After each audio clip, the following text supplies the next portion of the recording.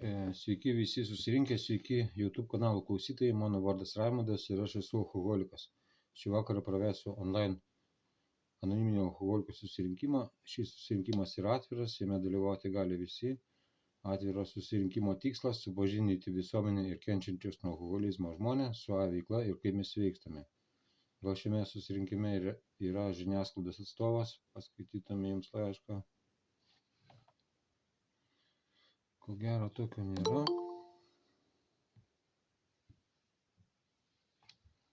Tuomet preambulė. Anoniminiai alkoholikai tai draugė vyrų moterų, kurie dalyjasi savo patirtimi, jėgomis ir viltimi, norėdami padėti savo ir kitiems sveikti nuo alkoholizmo. Vienintelė sąlyga būti draugijos nariu – noras mesti gerti. Anoniminiai alkoholikai nemoka nei stojimo, nei nario mokesčio. Mes išsilaikome iš savo pačių įnašų. Anoniminė alkoholikų draugija nesusijusi su jokiomis sektomis, tikybomis, politika, organizacijomis ar įstaigomis, vengia bet kokių ginčų, neremia jokių judėjimų ir jiems neprieštarauja. Mūsų pagrindinis tikslas būti blaiviems ir padėti kitiems alkoholikams pasiekti blaivybę. Ko nedaro A? A neturi narių charakteristikų ar ligos istorijų, neužsiima tyrimais ir jų nefinansuoja, nenustato medicininių diagnozių, neskiria vaistų ir nekonsultuoja psichiatrijos klausimais, neužsiima išblaivimo ar slauga, nelaiko nakvynės namų. Nedalyvauja socialinių tarnybų ar konsultantų darbe, tačiau A nariai grupės ir tarnautojai su jais bendradarbiauja. Nerengia religinių apeigų, nesuteikia gyvenamo ploto, maitinimo, aprangos, darbo, pinigų, kitų socialinių paslaugų, nesprendžia šeimos ar profesinių reikalų, nerašo rekomendacinių laiškų įstaigoms dėl lygtinio paleidimo, nei advokatams, teismams ar socialiniams tarnyboms. Taip pat primenu 12 tradiciją, anonimiškumas yra visų mūsų tradicijų dvasinis pamatas, nuolat primenantis, kad šios nuostatas svarbiau už asmenybės. Todėl YouTube kanalui daromas tik garso įrašas. Prašome nefilmuoti, neminėti kitų pavardžių ir saugoti tai, kad čia išgirsime. Šiandien turime kalbėtoją iš A draugijos, tai yra Aušra, jos namų grupė yra Kablys, Klaipėda. Aušra sutiko pasidalinti tema klasikinė, kaip buvo, kas įvyko, kaip yra dabar. Tai labai dėkojame Aušrai, kad skirite šį sekmadienio vakarą pabūti su mumis ir žodis Aušrai tada neužlaikau. Dėkui. Ačiū Jums. Labas vakaras visiems. Aš esu Aušra, alkoholikė. Bandysiu pasidalinti savo patirtimį. Tai buvo, kas įvyko ir kaip yra dabar. Tikriausiai pradėsiu vėl nuo savo vaikystės. Kad aš gimiau alkoholikų šeimoje, visa mano giminė buvo alkoholikų. Tėvai manęs neaugino, kaip sakyt, palikinėdavo, užrakindavo. Tai mano tas alkoholizmas turbūt ir prasidėjo nuo mano tos gilios nuo vaikystės traumų, visų psichologinių būsenų suformuotų tokių. Tai nežinau, aš čia galbūt labai neišsiplėsiu apie tas visos internatus, nors galbūt reikėtų užsiminti, kad ir internatas, kai iškeliavom iš tėvo ir pamatės namų internato nuo 2 klasės, tai irgi turėjo įtakos mano tolimesniam psichologiniam tam augimui ir visoms mano baimėms, menkai savivertė ir taip toliau. Tai buvo dar tarybų laikai, visą tai patyčios, kažkas tai tokio ten irgi formavo mano būseną, norą slėptis, norą būti tokiai kaip visiems. Vaikystėje nuo patėvio patyriau daug ir fizinio smurto, ne tik aš, bet ir mano brolis, sesė, mama. Mačiau daug kraujo, visokių žiaurybių. Pačiai būdavo nuplėštos ausis, palikta buvo užrakinta keliom parom, alkis, smurtas ir taip toliau. Paskui man, kaip išsiaiškinau, išsivystė mano didžiausia baimė, tai vienatvės baimė būti paliktai. Tai va taip, tam internate augau, turbūt mano tas visas toksai, kaip sakyti, tas paragavimas ir įvyko alkoholio. Pirma cigaretė buvo mano paragauta internate, taip pat su draugais noras būti tokiai kaip visiems. Alkoholio tenais nebuvo, tai aš pirmą kartą alkoholio paragavau, galbūt buvo man 6 metai, tai buvo tėtės ir tetos vestuvės. Bet man tas alkoholis kažkokio tai poveikio tokio, kad užkabintų, aš nepajutau, man buvo nuo jo tik tai bloga, mes tada vaikai prisigėrėm naminio alaus, babos daryto, tai nuo ko paskui visi viduriavom, vėmėm ten, mumis vimdino prie tvaros, atsimenu, tai man kažkaip neužkabino. Negalvojau niekada, kad aš jo gal norėčiau paragauti. O poveikį, kurį pajutau tokį gerą, tai man tada buvo 9 metai, vėl buvo giminės kažkoks balius. Tada jau mūsų pusseserė, kuri buvo keliais metais už mane vyresnė. Tada aš jau paragavau galbūt to stipresnio kažkokio saldaus gėrimo spalvoto, atsimenu. Ir man tada toksai išlaisvėjimo, ta būsena tokia atsirado. Kaip ant sparnų pakilėta, kaip sakau, dingo baimės visas, man drąsa atsirado, aš tada ėjau šokti, dainavau per mikrofoną, tada ėjom per laukus, paskui seserė miegoti, atsimenu, man dingo visas baimės, nes ten miške buvo žudomi partizanai, žinau, kad aš dienom bijodavau pro tą mišką praeiti, o tada aš taip drąsiai ėjau vidury nakties ir aš nieko nebijojau. Tai man tas va toksai tas suteiktas, tas toks laisvės ir kaip sakyt, dingo baimės, tas visas kažkaip man labai įstrigo ir tas poveikis man buvo geras. Tai to poveikio tikriausiai aš kažkaip ir gaudžiau ir labai norėjau visą gyvenimą pasiekti. Kaip sakau, mokinumis internatė. Aš iš internato ieškodama tos meilės, šilumos iš artimųjų, mama sėdėjo kalėjime, žinau, jai buvo atimtos motinystės teisės. Iš kalėjimo paskui jinai grįžo, tai aš kažkaip vis tiek lėkdavau, norėdavau tos mamos šilumos kažkaip, pabėgdavau iš to internato ir važiuodavau pas ją. Aišku, jinai tenais išgerinėdavo, turėdavo gyventinius, ten rinkdavosi draugai visokie neiškaus plauko. Man tada, atsimenu, buvo kažkur tai 11 metų, maždaug galbūt jau jo, kai aš pradėdavau bėgti iš to internato ir kas be ko, aš neatrodžiau iš tikrųjų pagal savo metus vaikiškai, aš visą laiką atrodžiau tokia vyresnė, subrendusi labiau, tai kažkaip ir to stikliuko aš ten teko man išgerti. Ir nulūždavau, ir buvo visokių tų bajerių tenais, bet kažkaip nežinau, man turbūt tas noras būti su mama, tai aš nebijojau nieko jokių tų pasiekmių, kaip sakau. Mane vėl pagaudavo, atsimenu, nepilnamečių inspekcija, grąžindavo mane į internatą. Aš tokia grįždavau visą, kaip sakau, pasikėlusi, nes manęs internatai labai kažkaip nepastebėdavo. Aš buvau tokia balta varna, kaip sakau, iš tikrųjų aš buvau širdį geras žmogus ir jautrus, bet kad neišsiskirti iš kitų, tai aš stengiausi pasirodyti visą laiką blogesnį. Aš eidavau, dalyvaudavau su kitais tenais vagystės iš parduotuvių. Aš pati nevogdavau, bet man kišdavo į tašę, aš ne šitas tas būdavau.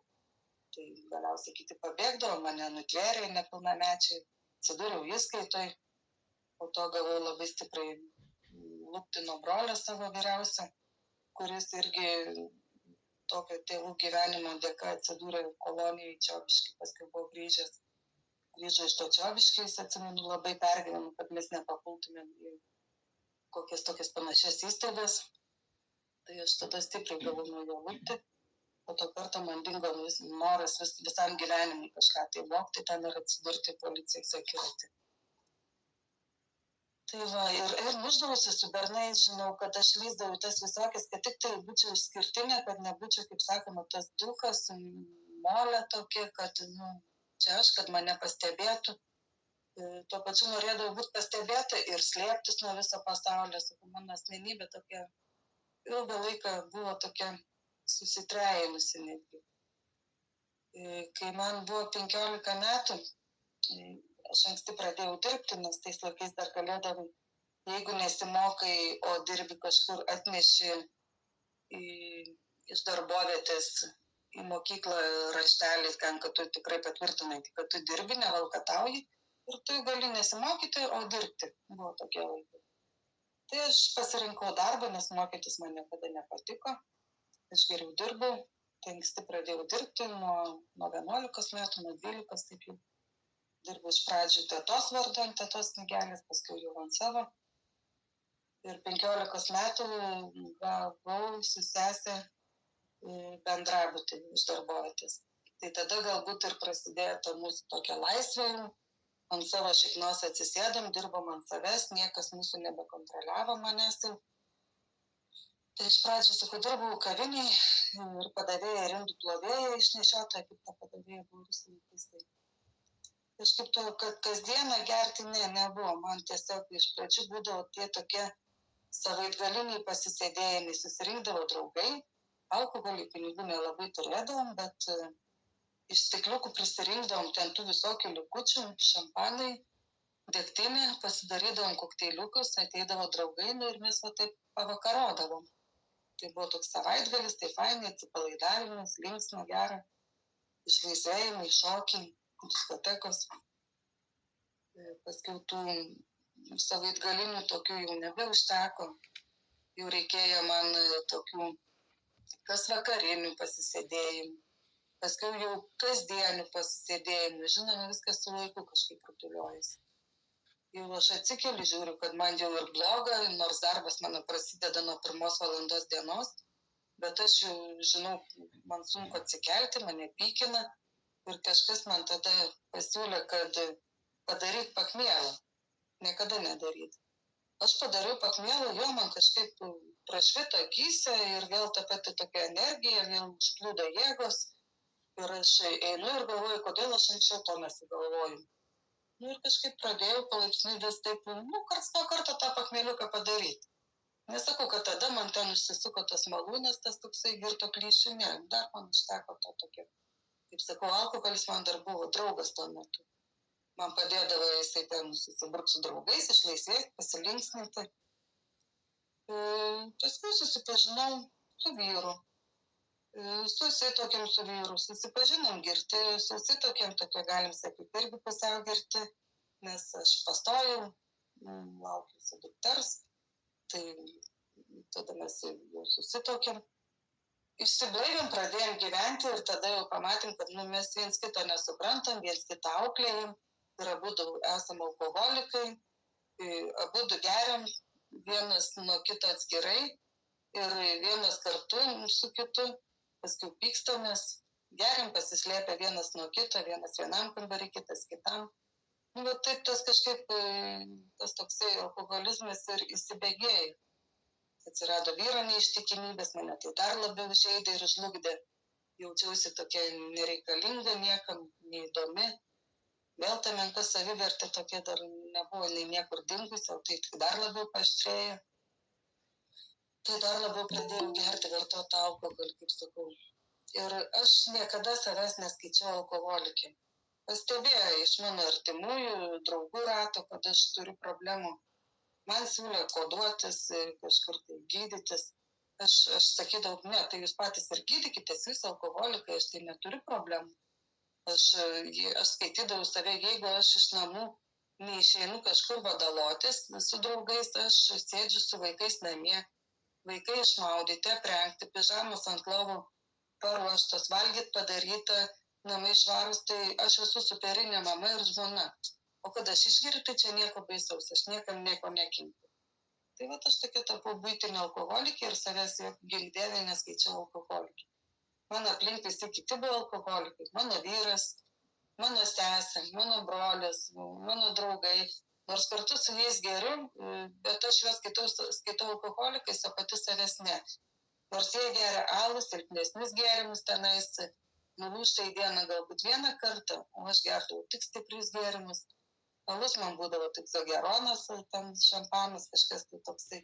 Į dieną nulūžtų 4 kartus, bet jie vis tiek didesni alkoholikai negu aš. Tai va, aš labai aršiai reaguodavau į tai pastabas, kad man reikia pagalbos. Tai periodiškai tas laikas tas mano to gerimo ėjo.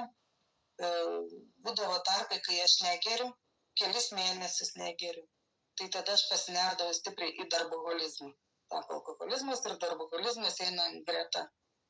Tai aš tada puldavau stipriai į darbus, materialūs dalykai man buvo labai svarbus. Turėti daug pinigų, vaikus lepinti dovanom, kažkur tai pasirodyti prieš kitus geriau, kažką tai gražiau apsirengti, skaniau valgyti. Ir aišku, pagrinde pinigai išeidavo ant pragerimo. Aš nežinau, aš labai sunkiai dirbau visą gyvenimą, bet, kaip sakau, aš nieko neįgijau iš tų materialių dalykų, nieko savo taip ir neturiu. Apart sugadintos sveikatos ir prarastos sveikatos, kaip sakau, per darbus. Tai taip gimė ir antras sūnus po 6 metų po dukters. Sūnui teko kurį laiką pasimti, auginti mano uošvenį, jis augo iki 3-4 metų, tai panašiai kaime. Paskui aš jį parsivežiau į Nidą. Aišku, aš važiuodavau į kaimą kas savaitgalį, lankydavau vaiką, per atostogas ten būdavau. Bet faktas tas, kad mūsų gėrimas su vyru ir tie skandalai, vaikas negalėjo normaliai augti mažas. Dukra jin buvo priversta, jin buvo labai stipriai nuskriausta, daug ko matė, nes jinai ėjo į mokyklą, jinai visus tos skandalus matė, kišdavosi tarpo mūsų muštynių, buvo kviestas policijas ne kartą, tai jinai tų traumų matė daug. Tai vat sūnus teko jam augti kaime kurį laiką. Ir tas mano gėrimas, jis jau man pasidarė nebe draugas, jis tapo, jau man net ne mano priešų tapo, kada aš jau pradėjau periodiškai nebeišeiti į darbą, simuliuodama ten biuletenius kažkokius, tai ar vaiko ligą pasimdavau biuletenį pateisinti. Nes tiesiog man nebebuvo jėgų eiti į darbą. Galiausiai, sakau, bėgo laikas, vaikai užaugo, aš čia labai stengiuosi sutrumpinti, nes čia, kaip sakau, anksčiau labai didžiodavau, sakydavau, mano gyvenimas, tai galim parašyti kelias knygas, tai čia mano puikybė tokia, tai kalbėjau. Manau, apie kiekvieną mūsų gyvenimą galim parašyti kelis tomus. Tai tie vaikai, sakau, kaip sakyt, užaugo. Dukra augo, išėjo mokintis į Klaipėdą, išsikraustė gyventi, liko gyventi su sūnum. Ir, kaip sakau, tas mano gyvenimas, paskutinis mano užgėrimas, tai čia buvo prieš daugiau kaip 3 mėnesius. Man atrodė, čia viskas vyksta taip pat. Sezono metu aš dirbau ir aš tokia kaip tobula, kaip sakau, perfekcionistė, alkoholikai, ką pasako, tą išpildo. Tai aš sakau, kad vat negersiu, visą vasarą dirbsiu, arsiu. Rugsėjo 15 kokią, aš jau tada sezonas baigsis, jau tada galėsiu nusipirkti savo gerą. Aš iškenčiau ir, kaip sakau, savo žodžią išlaikiau rugsėjo 15, aš jau stovėjau parduotuvėj, su pilnu krepšiu alkoholio, visą drebėdama, nekantraudama, tas noras, troškulys didžiulis, jau greičiau parbėgti ir pradėti atsisukti tą butelį ir pradėti gerti. Ir mano gėrimas trukdavo mažiausiai 2 savaitės. Aš iš pradžių dar kažkiek 2-3 dienų aš iš namų išeidavau, nusipirkti alkoholio, paskui aš jau net fiziškai nebepajėgdavau. Aš ištindavau visą, man sukdavosi galvą, aš prašydavau, kad man parneštų kažkas, atsirasdavau, kas man parneša. Tai tiesiog gulėdavau lovai po pagalbę, pasidėjusi jau 1,5 bambalio, kokį pasidaręs tokį stiprų kokteilį. Ir vartodavau tiesiog.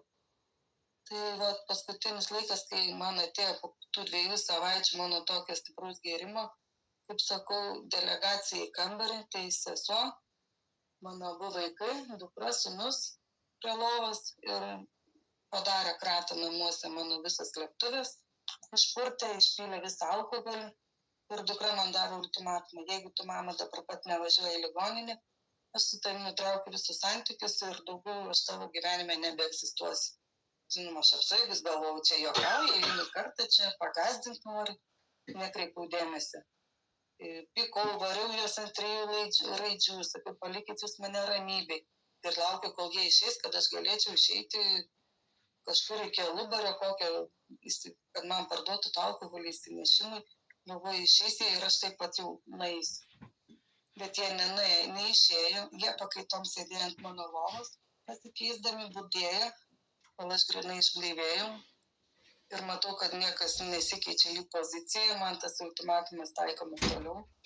Tai noras būtent turbūt įtikti, tai buvo mano tas skambutis į priklausomybės ligų centrą užsiregistruoti ligoninę į 5 aukštą atsigulti. 1 kartą gyvenime. Prieš tai aš esu vežus vyrą, sesę, po kelis kartus į tą patį priklausomybės ligų centrą, kaip alkoholikus skaitydama juos. Sakau, aš savęs neskaičiau tokio alkoholiko, tai aš ten užsiregistravau. ir išvažiavau į tą ligoninę. Bet kas yra, aš dar, vis tiek turiu paminėti, kad aš dar, man buvo pripažinta depresija, turbūt kaip daugumai, kiek esu girdėjusi, ir aš tapau priklausoma nuo vaistų. Į priklausomybės ligų centrą aš važiavau nepripažinus, kad aš esu alkoholikė. Aš važiavau gydytis nuo priklausomybės vaistams. Bet būtent tenais man, būnant ligoniniai, man psichologė padėjo išsiaiškinti, kad aš nesu jokia depresininkė, kad į mano gyvenimą pirmiau atėjo alkoholis, o ne vaistai, ir kad aš esu alkoholikė. Tai būtent ligoniniai aš supratau, kad aš esu ne depresininkė, o būtent alkoholikė. Tai turbūt, kad ten atbuvus, kaip sakau, tą laiką 14 dienų PCR, aš pajutau didžiulę baimę išeiti, kaip sakau, į laisvę iš tų 4 saugių sienų. Nes man atėjo tokia panika, didžiulė panika, kad aš alkoholio galbūt man pavyks atsisakyti, bet tabletę praryti, tai aš nebuvau garantuota. Tai aš pasiprašiau tai antrai kadencijai, kaip aš mėgstu sakyti, likti dar toj ligoniniai dar 14 dienų. tą patį kursą kartojau, viską dariau, ką ten liepė ir ką turėjau. Tai ir po tų 14 dienų susiradau ten daug draugų, viskas ten buvo, mes buvom pasiruošę kurti savo chatą per Messengerį, ten jau mes tokie pasveikę, viską žinom ir pilni tokio puikybės, jau čia visažiniai. Tai iš pradžių parėjusi, kas čia atsitiko? Ar girdisi? Taip, viskas tvarkoje. Kažkas man čia atsitiko, nežinau. Tai išėjau tokia, sakau, kaip sakyti, pilna jėgų, bet man užteko tik tais po kokių poros savaičių draugės iš tos ligoninės, kur kartu gulėjom skambučio, kad jai reikia pagalbos, jai blogai, ir aš jau važiuodama žinojau, kad aš gersiu. Išvažiavau tada, mes susitikom ir mes tą naktį pasipylėm per visus alubarius, neapsustabdė manęs nei vaikų ašaros, nei maldavimai. Man susisuko tas toks variklis, sakau, tas beprotiškas troškulys, tas tokia beprotybė tiesiog. Tai dėkoju Dievui, kad jis man davė siautėti tik vieną dieną, nes ant rytojus aš turėjau važiuoti pas psichologį. Aš, galim sakyti, praktiškai nemiegojus, visą girtą. Pasiskambinau psichologį ir sakau, kad aš neatvyksiu, nes aš esu girta. Man griežtai pasakė, sėdi į autobusą arba į taksi ir atvažiuoji į 5. aukštą. Aš dar pasiklausiau draugės, tu kartu su manim, jinai sako kartu, mes sėdom į taksi ir atvažiavom. Girtutėlės, ten su savais, bet kas yra, kai ten patekau antrą kartą ir jau pradėjusi blaivėti, man turbūt aš supratau, kad man atėjo viskas tas dugnas, kaip sakau. Tai tas pirmo žingsnio, ta pirma dalis, kad prisipažinau, kad esu bejėgi prieš alkoholį ir kad mano gyvenimas tapo nevaldomas. Tai aš grįžau su tokia kaltė ir gėdos jausmu, aš taip ašarojau, vaikščiau, tenais nežinojau, kur dingti, kur lysti, man buvo gėda ir aš kaltinau save, man buvo gėda prieš kitus, prieš vaikus, kad aš juos nuvyliau, kad, žodžiu, begalinis toks blogas jausmas. Tai tada aš pakėliau rankas ir viskas pasakiau, kad aš pralaimėjau kovą prieš alkoholį ir daugiau nebebandysiu. Pabandžiau ir pamačiau, kad aš prieš jį niekas. Tai tada padariau drastiškas priemonės po to žingsnio pripažinimo. Aš išsikėliau gyventi į Klaipėdą, išsinuomavau butą, kad pradėčiau lankyti grupę sąžiningai. Eidavau į grupę, ten rasdavau tokią ramybę, klausydavau kitų pasidalinimų, labai tapatindavus. Ir man jutau tokią ramybę ir palaimą, nežinau, aš ten jaučiausi gerai. Pirmus 2 mėnesius aš nieko nesidalinau, nieko nekalbėjau, tiesiog sėdėjau ir klausiausi. Bet tai man padėjo ir tai. Aš kaip pabiškai pradėjau dalintis. Po 2 mėnesių, sakau, pajutau širdį tą tokią vėl tuštumą, kaip prieš užgėrimą. Aš atrodo viską turiu, man viskas gerai, vaikai kalba, darbas yra, pinigų yra, bet man tuščia, aš nežinau, kas man darosi. Tai man vienas iš anonimų pasiūlė susirasti globėją, prieš ką aš griežtai iš pradžių kurčiausi ir sakiau, kad man nereikia jokio globėjo. Tai aš pasiprašiau globos ir pradėjau žingsniais. Dariau viską tai, ką siūlo programa. Klausiausi, dariau ir ties 4 žingsniu aš turbūt nebuvau dar visiškai sąžiningai su savim padirbėjus ir atsivėrus, kaip sakau savo, tos programos nepriėmusi. Tai man buvo labai sunku pasinerti į tą 4 žingsnį. Man žaidė dar tos nuoskaudos, vaikystės traumas. Aš nesugebėjau atleisti savo skriaudikams, atleisti pati savo. Tai ir aš užmečiau žingsnius ties 4 žingsnį. Vėl kelis mėnesius buvau be programos.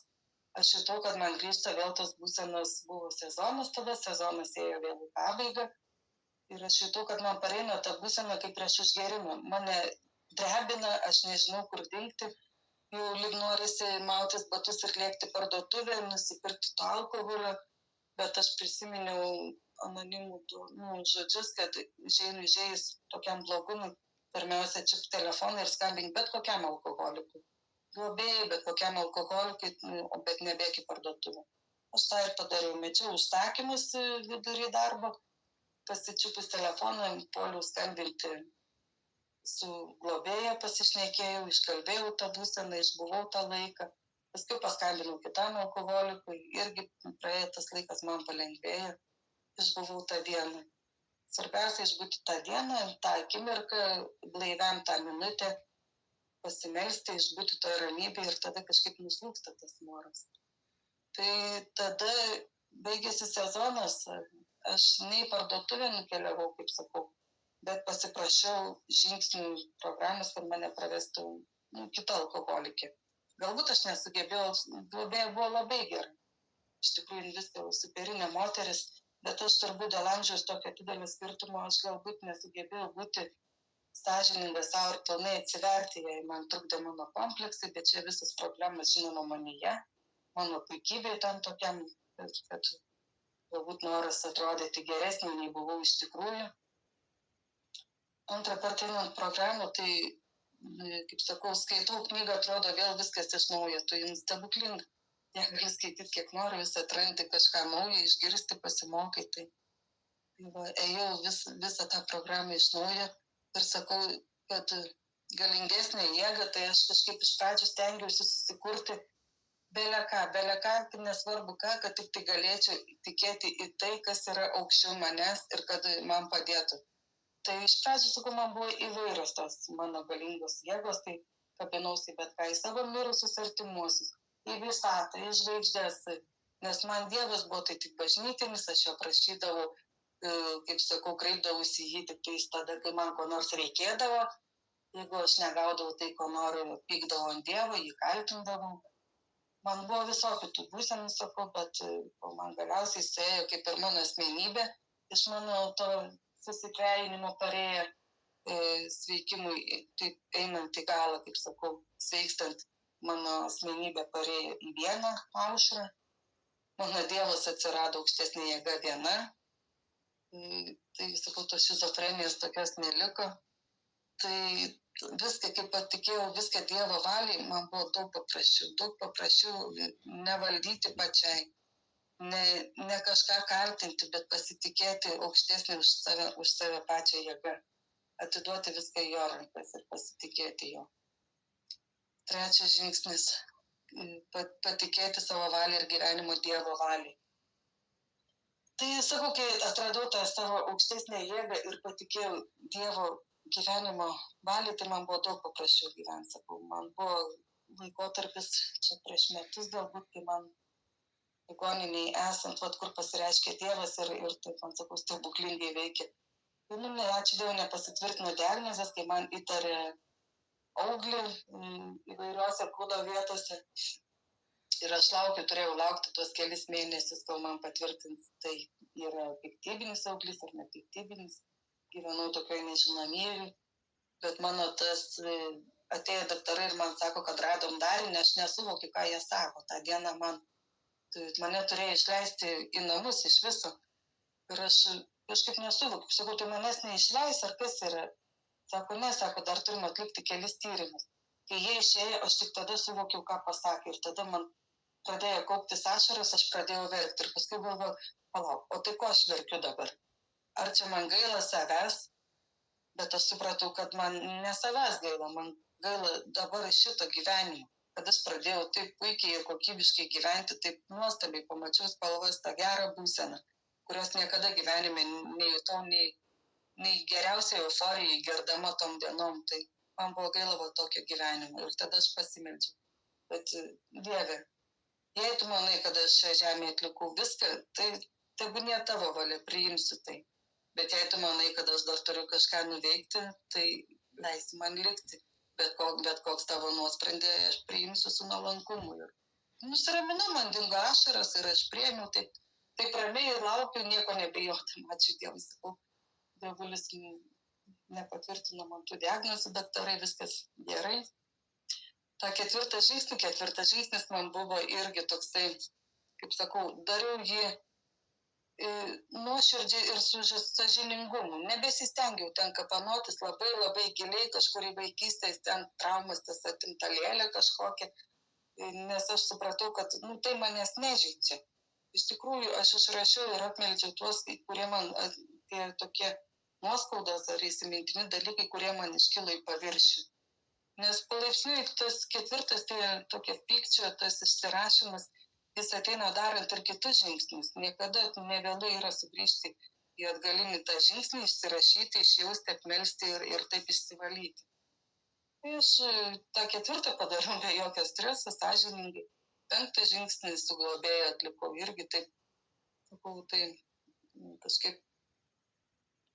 Aš labai bijojau tos būsenos, nes kiek girdėjau, kiek kiti dalinos, sako, rankos kojas dreba būsena tokia, aš labai bijojau tos būsenos, nes sakau, kad aš turiu diabetą, man kai krenta cukrus, man ta būsena tokia, mane drebina visą, rankos kojas dreba ir aš jaučiuosi labai negerai ir galvoju, jeigu mane pradės drebinti, tai aš nenoriu to tokio jausmo, labai bijojau.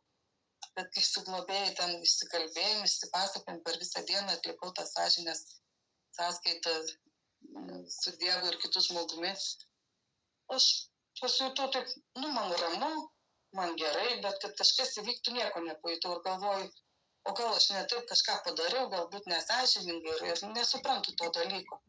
Galvoju, ar aš viską pasakiau. Tai globėjas sako, viskas, sako, jeigu kažko neišsakei, galim susitikti kitą kartą, dar išsakysi. Bet aš supratau paskui tik tai, kad aš taip išsivaliau, kad aš keliuosi keltų, aš pamiršau išlipti iš kelto, aš taip išsivaliau. Suprantu, žmonės atsikėlė, eina iš kelto, man pasirodė, kad keltas sustojo vidury marių ir galvoju, kur jie eina visi, ką jie daro. Keltas vėl pradėjo plaukti, žiūriu, kad mes plaukėm į Klaipėdos pusę. Tai supratau tik tas, kad aš pamiršau išlipti iš kelto, aš tiek išskridau, kažkur tai man taip tuščia pasidarė, kad dukra net išsigando, galvojo, kad mane ištiko insultas, koks nors sako, mama, ar tu viskas gerai. Tai va, 6. galutinai pasirengėme, kad Dievas pašalintų mūsų būdo trūkumus. Taip, tą trūkumų lentelę, sakau, kai reikėjo sužymėti būdo trūkumus, aš skaitau ir galvoju, negi aš tiek daug turiu trūkumų. Aš kažkaip neskaičiau, kad aš galiu turėti tik tų trūkumų, nes aš visada buvau vadinama motina Teresė, stengiausi visą laiką visiems padėti, tokia gera. Aišku, visą laiką laukdavau po to tokio atgalinio ryšio ar naudos ar padėkos, tada man kažkas turi skoloj būti. Jeigu aš gerai kažkam padarau, nedėkingi jūs visi, aš jums tiek gero padarau, o jūs man taip. Tai iš pradžių dar kažkaip tai, eidama žingsnius, kelis būdo trūkumus buvau nepažymėjusi, nes skaičiau, kad man jie netinka. Bet su globotinė savo, kai ėjom su jie žingsniais, kai daėjom iki jos būdo trūkumų išrašymų, tos savo ir tuos būdo trūkumus pažymėjau, vis tik tais pripažinau, kad jie yra pas mane ir kad svarbiausia, sakau, būti sąžiningai. 7. nuolankiai, jie prašėm tos mūsų trūkumus pašalinti. Tai prašiau, meldžiausi ir stengiausi tų trūkumų tokių savo tas 8. 7. 8. eina kažkaip, man 6. 7. eina kartu, kad prašau pašalinti ir išsirašyti tos trūkumus. Paskui 8. ir 9. man irgi tie žingsniai eina kartu. Sudarai sąrašą žmonių, kuriuos skriaudėjai ir pasiryžti skriaudas atitaisyti. Ir tada atitaisai. Materialias skriaudas man pavyko labai greitai atitaisyti, kaip sakau, paskambinau. prisipažinau, kad aš ten paėmiau, daleiskim pinigus, nepasiklausęs ten. Žmogus nustemba, sako, aš net nepastebėjau, bet ačiū už sąžiningumą, tai tūkstuk suspaudė, nepermetė pinigus ir viskas gerai.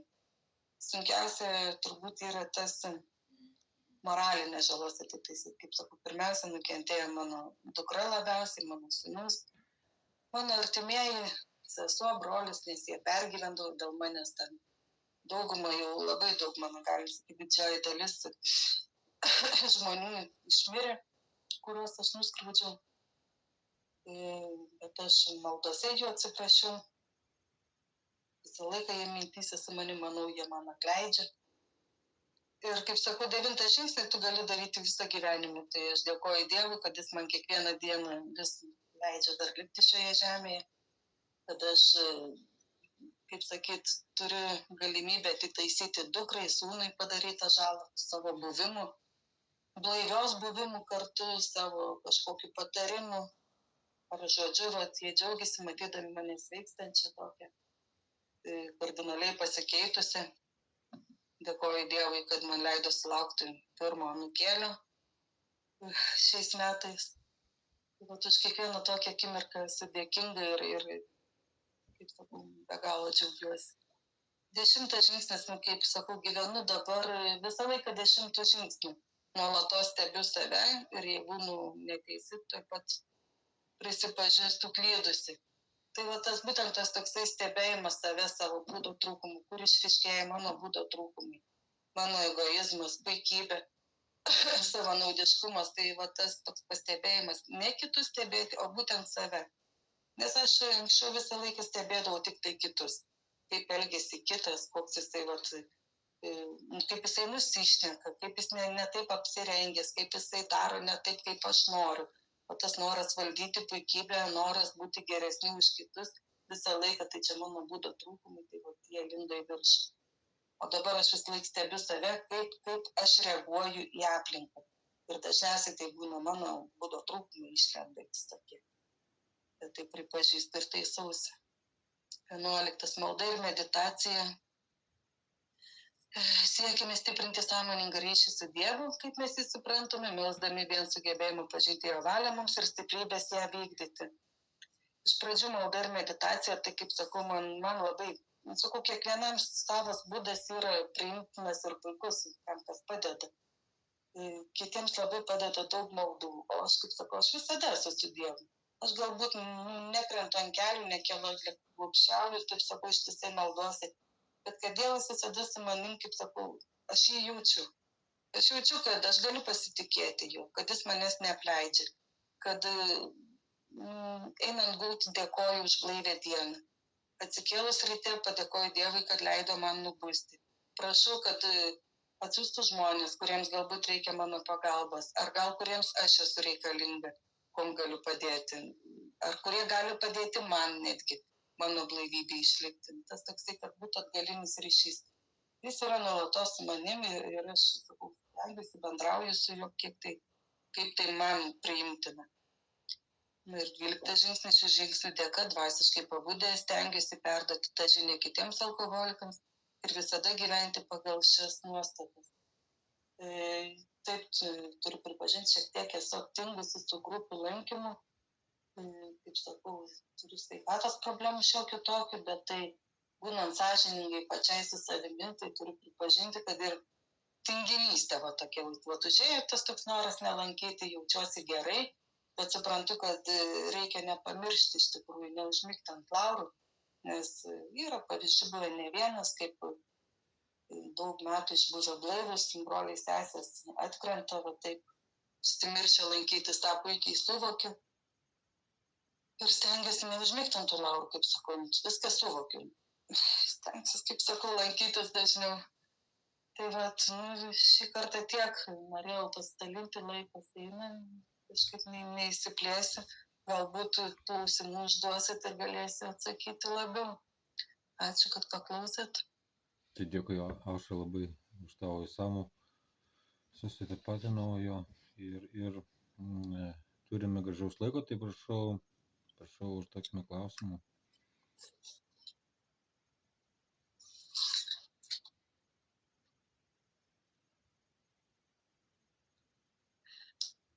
Virgis alkoholikas.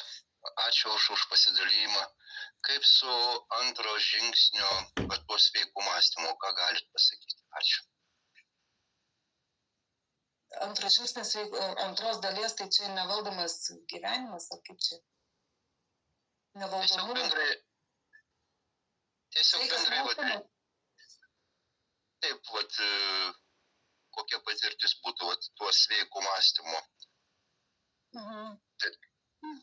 Tai aš sakau, tai man tai būtent tik tai programa padėjo tą sveiką mąstymą įgyti.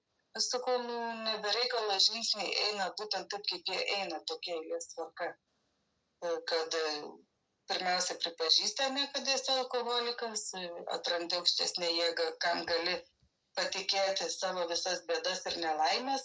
Tai čia aš ir manau, yra tas sveikas mąstymas, kai priimti situaciją tokią, kokia jinai yra.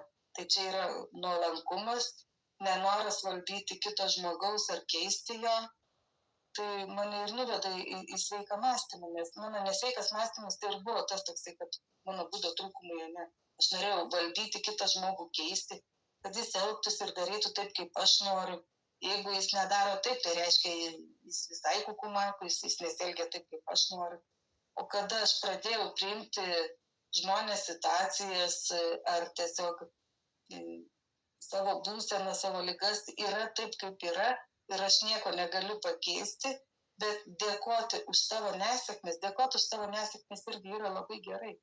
Dėkoju už savo nesėkmes, nes galbūt tave sustabdė dievulis nuo dar didesnės nesėkmės, skirdamas tau tokią nesėkmę.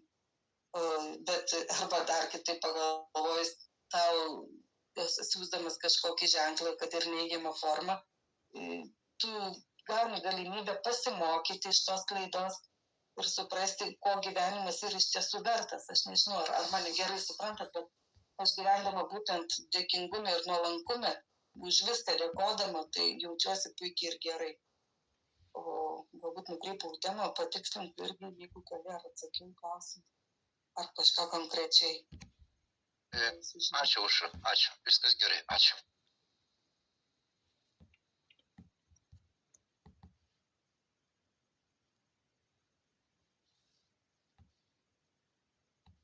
Edita parašė klausimą žinutę. Ar jums pavyko atleisti savo skriaudėjams? Jei taip, tai kaip? Kaip tai pavyko? Ačiū, Edita, už tą klausimą. Tai čia man buvo tas, kaip sakau, tas ketvirtas žingsnis, kas mane labiausiai išgąsdino pirmą kartą darant žingsnius, kad aš visą laiką, aš galvoju, aš pykau ant viso pasaulio. Pykau ir ant savęs, ir ant mamos, ir ant skriaudikų. Ir aš nesugebėjau, aš buvau tokioj didelės aukos vaidmenį, kad aš vien pagalvojus apie save, aš apsibliaudavau ir aš nieko negalėdavau daryti, man taip savęs buvo gaila. Man buvo žiauriai sunku įlysti, bet kada sąžiningai atlikus pradėjau įsirašyti ir apmelsti ir paleisti skriaudikus, tai man atėjo toks palengvėjimas, kada įminint, jeigu žinot tą maldelę, trečią žingsnį, kai atlieki žingsnius, apmelsti, paleisti ir atleisti, tai man atėjo didelis palengvėjimas. Ir dar atėjo palengvėjimas su žingsnis, kad aš esu alkoholikė ir tie žmonės, kurie mane nuskriaudė, aš esu alkoholikė ligonis ir tie žmonės, kurie mane skriaudė, ar jie alkoholikai, ar ne alkoholikai, bet kokiu atveju jie vis tiek yra ligoniai. Ar dvasiniai ligoniai, ar savo būdo trūkumų ten kažkokie, jie vis tiek yra ligoniai. Sveiki žmonės taip nesielgtų ir nedarytų kažką kitam blogo. Tai vat, suvokdama tai, kad žmogus ligonis ir aš pati, aš sugebėjau atleisti savo, suvokus tai, kad aš irgi ligonis savo klaidas ir kad aš turiu progą visą tai atitaisyti į žingsnių pagalbą, Dievo valios dėka, kad jis man skiria laiko atitaisyti tas skriaudas klaidas. Būdama tam dėkingume, man padeda tai išlikti. Atleisti, tai sakau, būtent man padėjo ketvirtas žingsnis, išsirašant, atmeldžiant ir suvokiant, kad jie nenorėjo, jie tiesiog buvo ligoniai.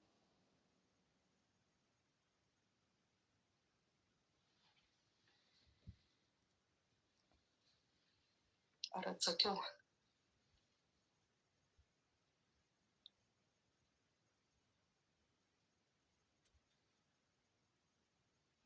Taip, ačiū parašė. Edita. Prašau, dar klauskime. Dėkui, Editai.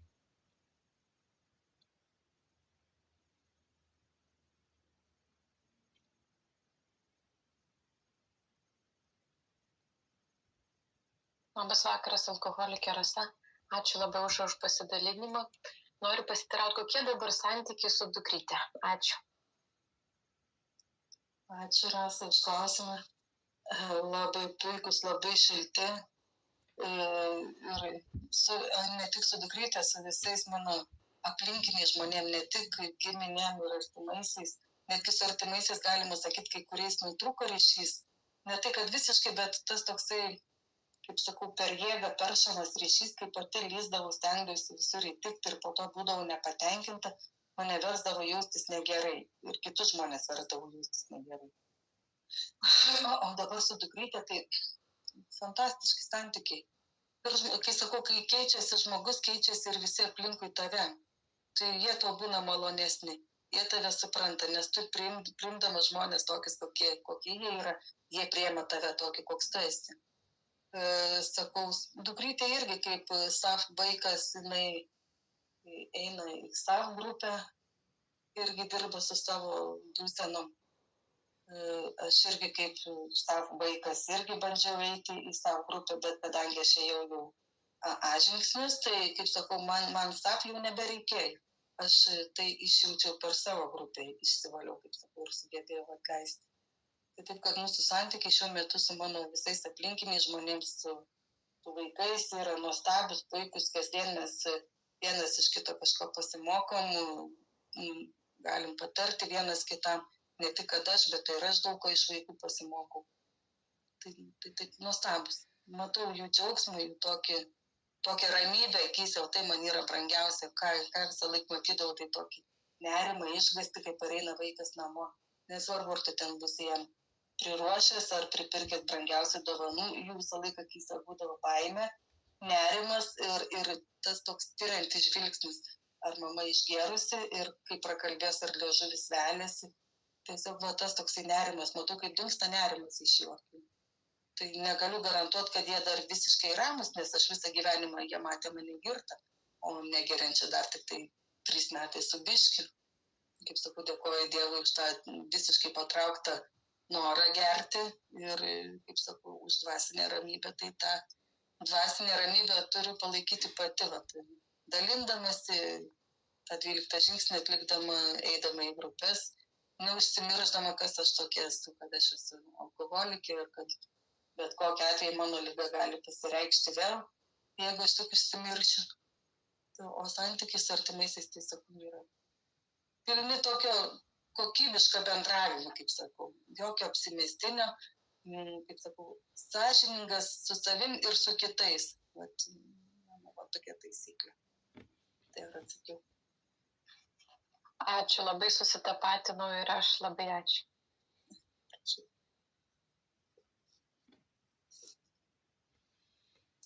Dėkui, Rasai, dar klauskime.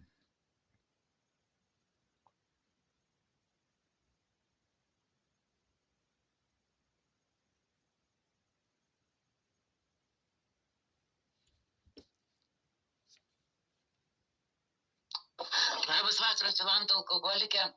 Ačiū, Aušra, už tavo pasidalinimą. Tokį klausimą turiu apie 11 žingsnį.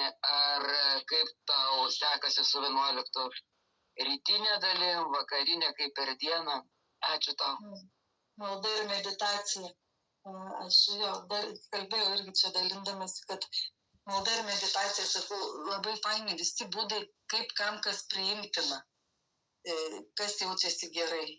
Vieni, sakau, medituoja, tyloj ten ar bažnyčiai, visi būdai yra puikus, tai kas padeda. Pradžioj, kai man reikėjo labiau tos ramybės ar ryšio su Dievu, aš stengdavausi irgi visais įmanomais būdais ir poterius kalbėti, ir žegnotis. Man būdavo būsenas, kai užeidavo to tokio nerimo ar mano tas nevaldomumų to gyvenime. Aš puldavau melstis mintyse, nesvarbu tarp žmonių mintyse, bet pateriaudavau, kartais net pamesdavau žodžius, maldos žodžius ir mintį pamesdavau, vėl iš pradžių pradėdavau, bet man padėdavo. nesvarbu kaip, bet man padėdavo tą akimirką išlikti ramiai ir pareiti tą ramybę. Kai ta ramybė atėjo palaipsniui, aš sąžiningai sakau, kad aš nebekelia klupščiauju, nepuolu ten melstis ištisai, bet tas mano nuolatinis ryšys su Dievu, jisai visada žinau, kad jis yra. Kad jisai saugo mane, saugo mano vaikus, artimuosius, kad jis yra mano tėvas, kur aš esu jo vaikas ir jis mane myli tokia, kokia aš esu. Su visais mano trūkumais, su visais pliusais, kaip sakau, aš tokia ir aš tokia vienintelė ir mane myli tokia, kokia esu. Tai tiesiog, nežinau, dėkingumai gyvenu nuolatos. Ir ryte padėkoju, kad leido nubusti, kad galiu jam tarnauti, kad jis atsiųstų man, kam galėčiau pasitarnauti. Vakarai gul dėkoju už praleistą dieną, už sutiktus žmonės joje, už pasakytą žodį, kokį gerą, blogą, nesvarbu, vis tiek už viską dėkoju, už blaivę, kokybišką dieną. Tai ir yra mano tas 11 žingsnis, malda ir meditacija. Ta meditacija mano tokia, kad aš visą laiką esu su Dievu ir neužsimiršti.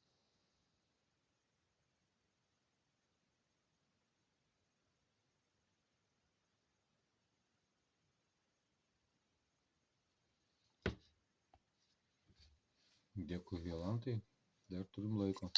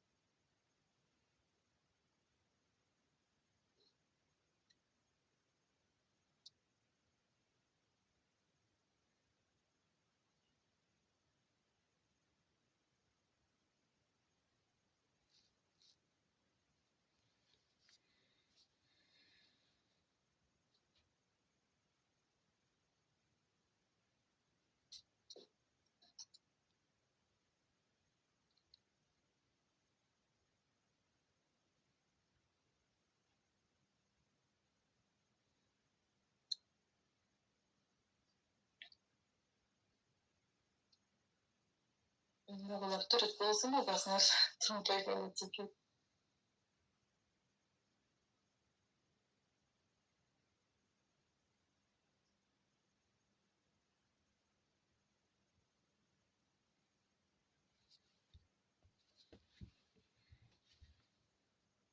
Edita dar parašė, ar turite globotinių ar tarnysčių, jei taip, kaip sekasi?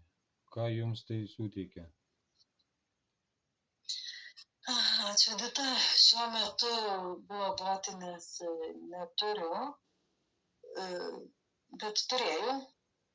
Man būtent, kad turint globotinį, tai, kaip sakau, reikia dėkoti Dievui, kai siunčia, nes tada ir vėl tai ne iš naujo programą, vėl prisimeni, vėl kažką išgirsti kitaip, supranti kitaip. Tai tas pats, kaip eitum žingsnis vėl pats iš naujo, man tai suteikia vėl tą tokį stipresnį ryšį su Dievu, neleidžia man užsimiršti, tvirčiau jaučiuosi. Tarnystės šiuo metu irgi neturiu, nors globotis prašė, bet kaip sakau, šiuo metu dėl sveikatos problemų, mano tokio įtempto grafiko lankymosi pas daktarus, aš tiesiog negaliu šiuo metu vesti žingsniais globotinis. Ateityje būtinai, jeigu tik tai kas kreipsis, su mielu noru priimsiu tai ir padėsiu žingsniuoti. Tikiuosi, kad jau greitai man viskas čia susitvarkys. Tai vat būtent globėjavimas tai suteikia, kaip sakau, tau stiprybės ir tvirtybės. Tu sveiksti taip pat su kitu alkoholiu. Tai tau kaip papildomi vitaminai tavo sveikimui.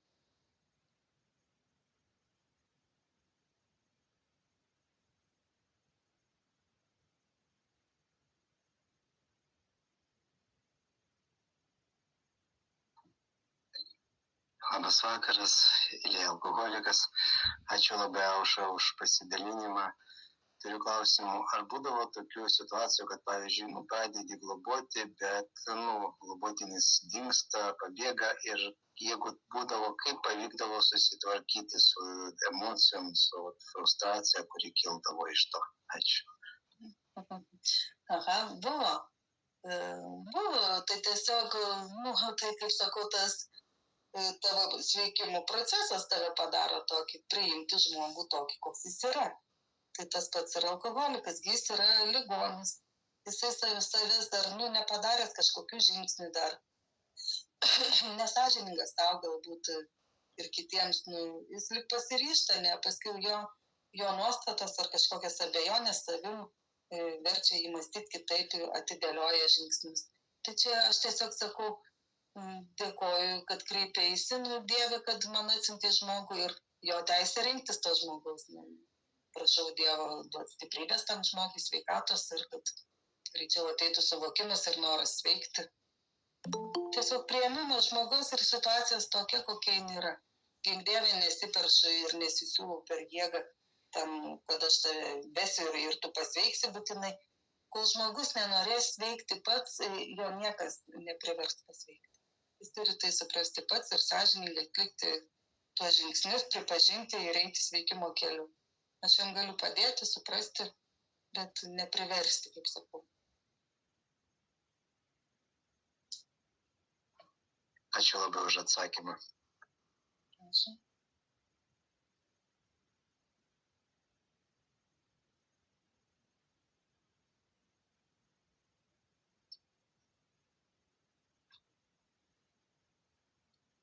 Dar alkoholikė Rasa, ar teko dabar jau blaivybėj pasikalbėti su mama, galbūt paklausti, kodėl visą tai buvo vaikystėje? Ačiū.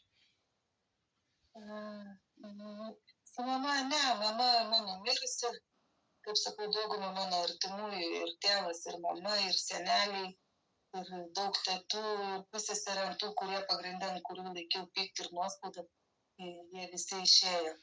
Bet, man sakau, kai kuriuose situacijose dievulis padarė stebuklą. Prieš pusėserę gana jaunai mirė. Aišku, nei jinai kalta, nei kas. Aš 20 su virš metų laikiau ant jos nuoskaudą ten detalės nesismulkinsiu. Ir labai pykau, nesugebėjau net bendrauti su ja, nebendravau, nors jinai stengės kelis kartus. Mano tas pyktis, tas egoistiškumas, negalėjau bendrauti su ja. Bet gulint ligoniniai kažkaip susikirto mūsų keliai, mes susitikom prie lifto ir taip šiltai apsikabinom, pasisveikinom, pasibučiavom, trumpai šnektelėjom, sutarėm susitikti ir atsitiko taip, kad atsitiko staigi ta tokia liga ir ištikusi koma jos, ta tokia netikėta, aš nuėjau dar pas ją į reanimaciją, aš pasakiau jai, kad ją myliu. Jinai kalbėti nebegalėjo, bet jin viską suprato, parodė žvilgsnį, kad supranta, paspaudė vieną kitai rankas ir davė galimybę mums, kaip sakau, prieš mirtį man atleisti, bet aš nuoširdžiai atleidau, pajutau tai širdim. Ne būtent tada, kada jinai gulėjo mirties patale, bet tas toksai susitikimas tarp durį ir aš pajutau, kad aš nebepykstu. Bet aš jau buvau pradėjęs eiti sveikimo keliu, aš jau ėjau žingsniais, man padėjo programa išsivalyti, aš jau buvau išrašiusi nuoskaudas, apmeldus, atleidus, tai man tą tokį paleidimo jausmą davė ir galutinai tik atsisveikinom. Dėkoju Dievui už tai, kad aš jau galėjau su jie atsisveikinti su švaria širdim, be nuoskaudų, be pykčio. O su mama aš nebepakalbėjau, labai man tas toksai, iš tikrųjų irgi nuoskauda didžiulė akmuo buvo man gerklėj, kada kažkada mama paprašė manęs ant paso 50 eurų ir sakau, mama, sakau, aš tau vežu maistą, aš turiu savo vaikus kam rūpintis, o jin pasakė, kodėl tu negali man senatvėje padėti savo motinai. Ir man tai guzas užstrigo gerklėje, norėjau pasakyti, o ką tu mums davėjai, kaip tu mums padėjai, bet aš nutylėjau ir mane ta nuoskauda daug metų žudė. Bet aš pasveikusi, aš tiesiog mintyse, maldose, nuėjus prie kapo, aš pasimeldžiau, pasakiau, kad aš atleidžiu, nebelaikau pykčio, kad viską suprantu, kad jos gyvenimas irgi buvo sunkus, jin buvo ligonis, prieš ją buvo stipriai smurtaujama taip pat, jinai buvo alkoholikė, jinai nesuprato, ką daro. Tai čia ne jinai kalta, čia jos liga ją žeidė ir nemanau, kad būdama neligonis, jin būtų taip elgusis. Tai aš sugebėjau tai paleisti, kad jin irgi ligonis buvo ir visi kiti mano išėję žmonės. Vienaip ar kitaip buvo ligoniai. Labai ačiū.